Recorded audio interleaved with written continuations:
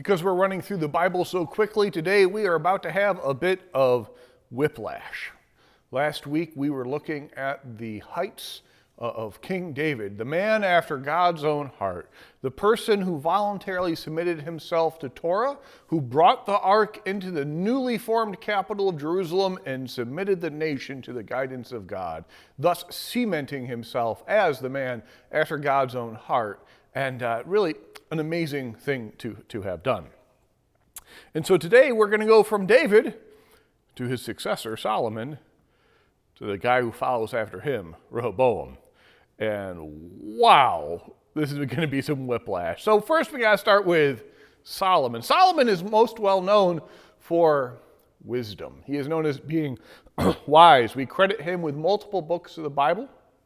Song of Songs, credited to a young Solomon, writing about young love, young romantic love. The book of Proverbs, the wisdom from the prime of his life. Ecclesiastes, written by the older Solomon, who has turned a little bit darker and cynical. His choice, what he's known for wisdom, is woven into a choice that we read that he makes near the beginning of his rule. It's in 1 Kings 3. We read, "At Gibeon the Lord appeared to Solomon in a dream by night and said, 'Ask what I shall give you.' And Solomon said, 'You have shown great and steadfast love to my servant, your servant, my father David, because he walked before thee in faithfulness and righteousness and uprightness of heart. And you have kept his great and steadfast love. You have given him a son to sit on his throne. So now, Lord, thou hast made thy servant king in the place of David my father. Although I am but a child, I do not know how to go out or come in. And thy servant is in the midst of thy people, whom thou hast chosen, a great people. So give thy servant, therefore, an understanding mind to govern thy people, that I may discern between good and evil, for who is able to govern thy great people?'" So here's the request. Give me a mind, give me wisdom, let me discern between good and evil. Right? And so this is given to him. And at the end of this giving, what God says is to him, "If you will walk in my ways, keeping my statutes, my commandments, as your father David walked, I will lengthen your days."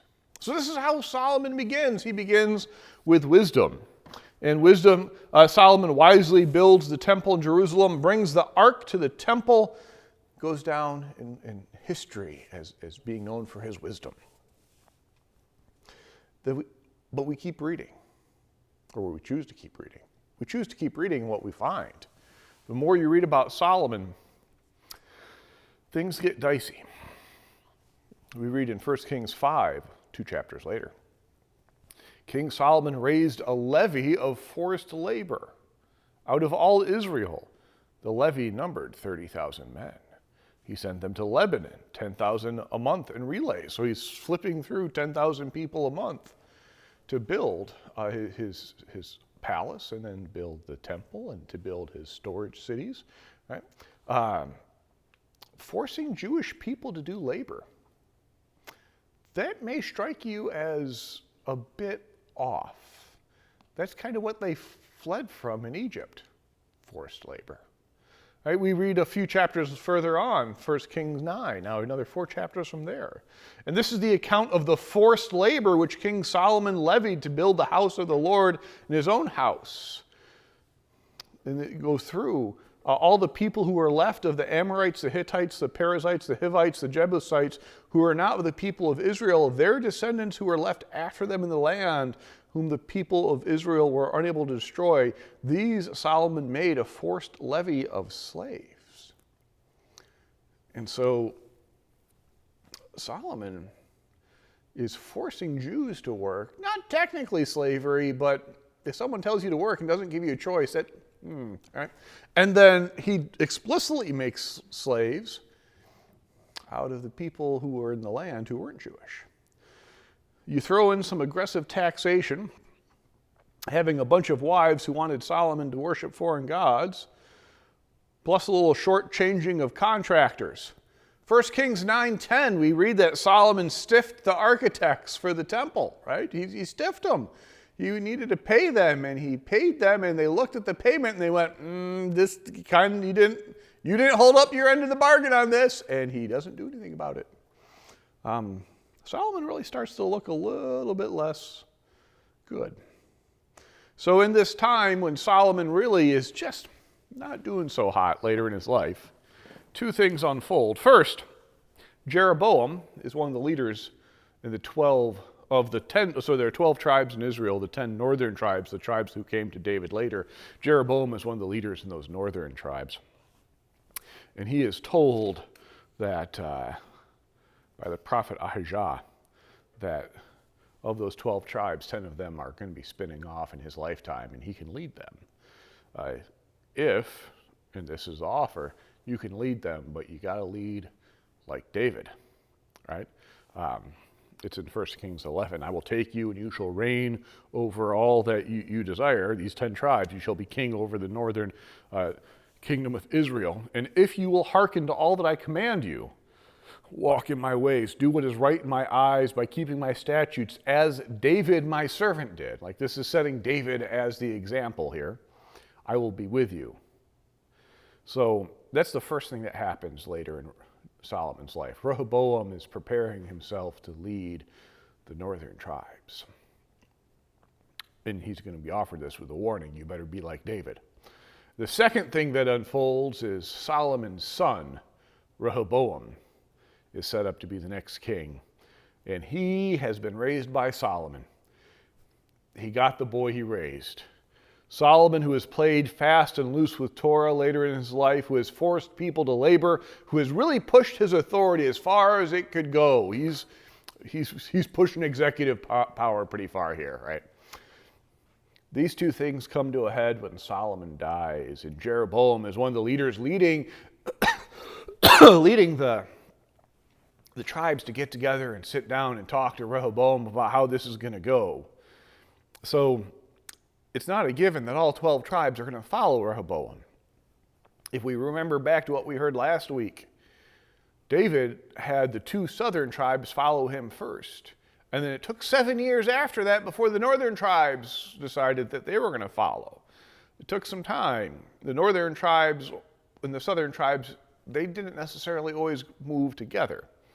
And so the 12 tribes get together to talk about, the leaders of the 12 tribes get together to talk to the incoming king about what's going to happen, and they meet at Shechem.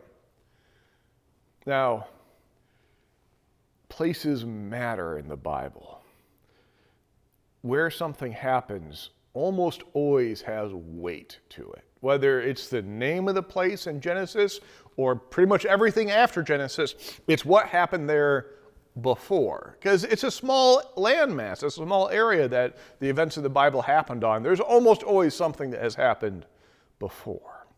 Shechem, where the leaders of the 12 tribes get together with Rehoboam. Shechem is where the Jewish people recommitted themselves to following God after they received the promised land. Right? So at the end of Joshua, the first books of Moses, Genesis, original stories, Exodus, getting out of Egypt, Leviticus, Numbers, learning how to live as God's people. Deuteronomy is preparing them to go into the promised land, a retelling of the law that was covered in Exodus. And then after that, you get Joshua, which is how do they get into the promised land? They go through the River Jordan, and how it works that they end up in possession of the promised land. And the last chapter of Joshua, Joshua 24, Joshua gathered all the tribes of Israel to Shechem. And he summoned the elders, the heads, the judges, and all the officers of Israel, and presented themselves before God. And Joshua said to all the people, "Thus says the Lord, the God of Israel, your fathers lived of old beyond the Euphrates. Abraham served other gods, and I took your father Abraham." And he just goes through the entire story through this chapter, from Abraham, Isaac, and Jacob, and Joseph, and Egypt, and he goes through all the events and the 10 Commandments and the wilderness, and this is all that has happened, and he rehashes it all. This is the story of what God has done, and they're going over this at Shechem, and it wraps up. God says, "I gave you the land on which you have not labored, the cities which you had not built, and that you dwell now. You eat the fruits in vineyards and olive yards which you did not plant.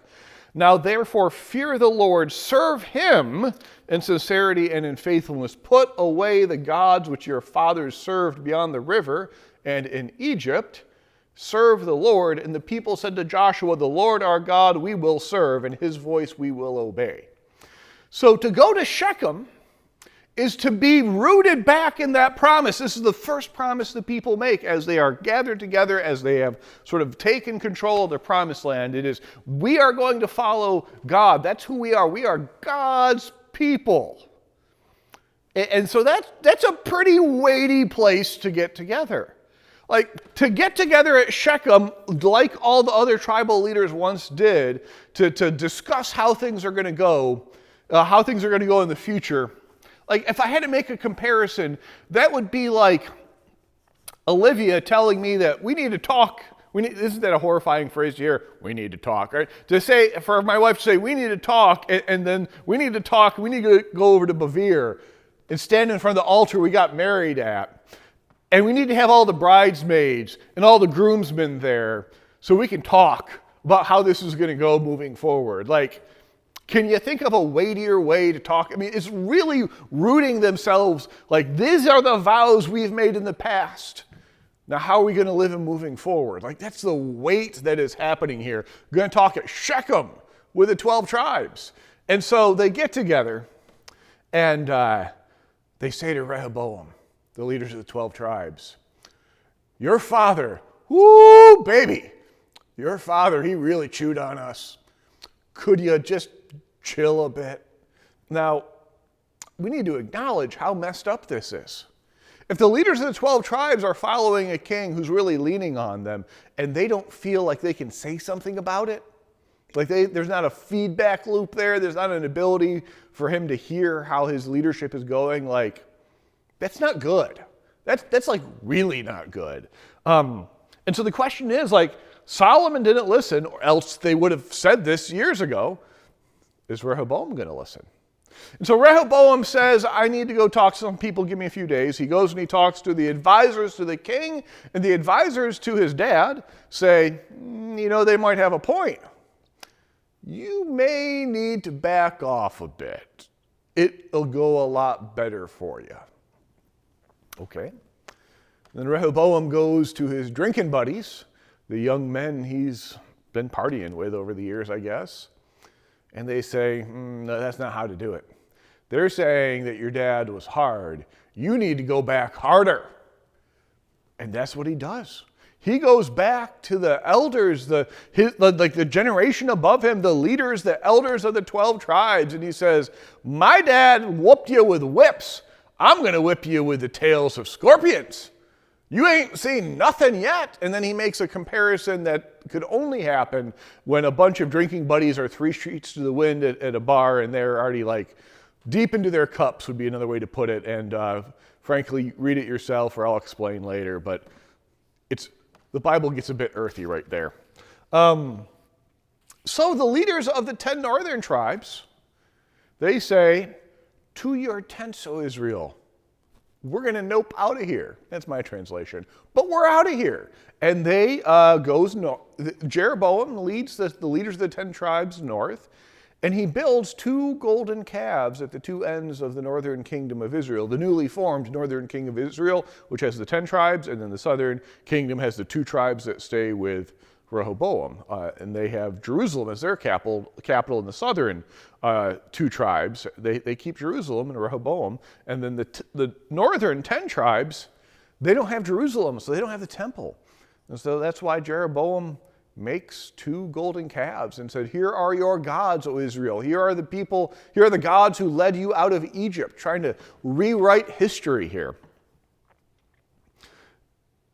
It's an odd story to tell. It's a depressing story to tell, for it has 2 very broken people becoming leaders, and they are broken in 2 very different ways. Rehoboam was raised by a father who was controlling and greedy, and he kept too much of his dad. He kept his dad's wisdom, but he also kept his greed and his desire for control. And it did not serve him well. Jeroboam, on the other hand, kept too little of the kings who had come before him.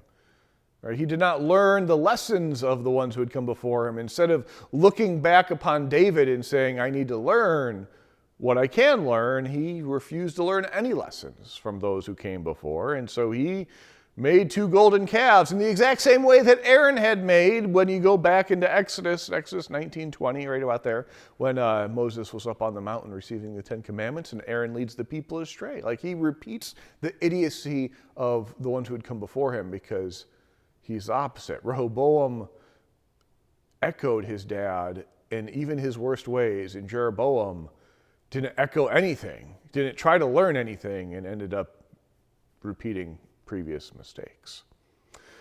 It's not always a given that the middle ground is the best place to be. Sometimes the middle ground is just weenies. Like, we refuse to take a stand. Sometimes middle ground is really not the place to be, but in this situation, I think it is. There's, in the space between Rehoboam, who echoed all of his father's qualities, including the worst ones, in the space between Rehoboam and Jeroboam, who left behind all the wisdom of the leaders before him and thus ended up repeating their worst mistakes.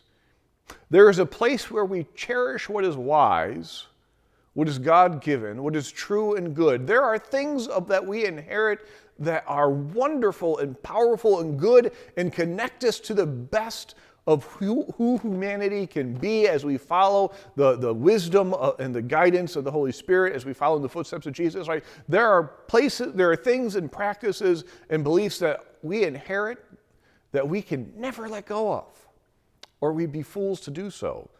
But there's a place between that and letting go of that which has not served us well, because there are things we inherit that have not served us well at all.